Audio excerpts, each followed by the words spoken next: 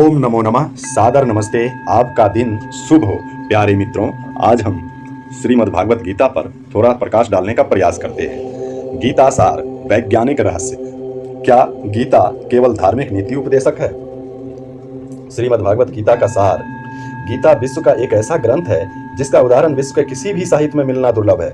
विश्व के विभिन्न संप्रदायों के बुद्धिजीवियों ने अनेक भाषाओं में इसका अनुवाद एवं इसकी व्याख्या की है। उन्होंने इनके अनेक प्रकार के ज्ञान रत्नों को निकालकर हमारे सामने रखा है और निस्संदेह मानव समाज उससे लाभान्वित भी हुआ है। पर क्या हम गीता के वास्तविक सार को समझ पाए हैं?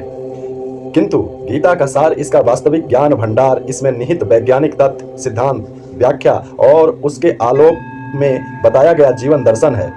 बिना इन वैज्ञानिक व्याख्याओं को समझे गीता के दर्शन एवं इसमें निहित ज्ञान के उपदेशात्मक तथ्यों को समझना असंभव है।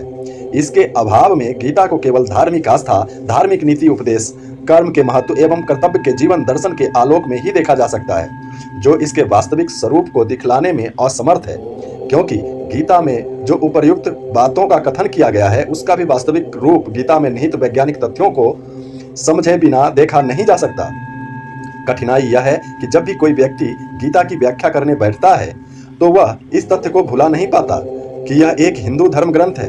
यह धारणा ही गीता के विशाल अनंत स्वरूप को समेटकर एक छोटे से धार्मिक दायरे में बांध देती है।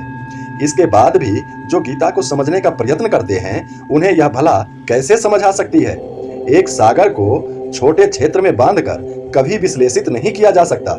फल यह होता है कि जो हिंदू होते हैं वे इसकी व्याख्या धार्मिक आस्था के अंतर्गत करने लगते हैं, और जो हिंदू धर्म के आलोचक हैं वे इसमें निहित ज्ञान को देखना ही नहीं चाहते। इन स्थितियों में भी गीता को समझने एवं उसकी व्याख्या करने का प्रयत्न कैसा निरर्थक प्रयत्न है, यह कोई बुद्धिजीवी ही बता सकता है।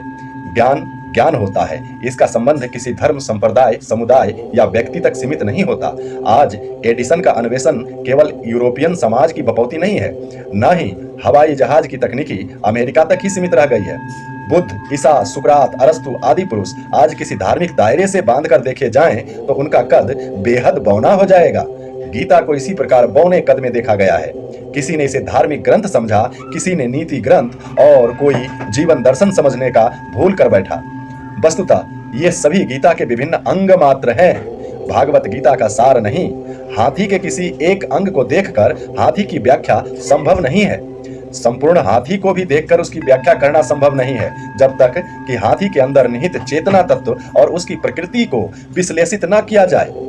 गीता में जिन वैज्ञानिक तथ्यों की व्याख्या करते परिभाषित किया गया है, वे वैदिक विज्ञान के तथ्य हैं।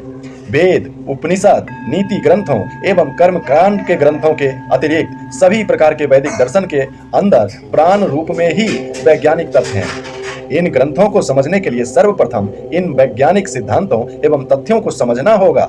यही गीता का सार है। गीता भी इसका अपवाद नहीं।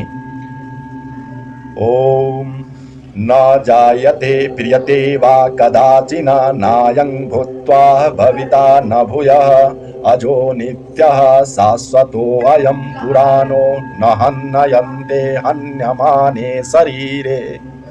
अर्थात आत्मा किसी भी काल में न तो जन्मता है और न मरता है, न कभी कष्ट होता है। यह नित्य, अजन्मा, शाश्वत और पुरातन है।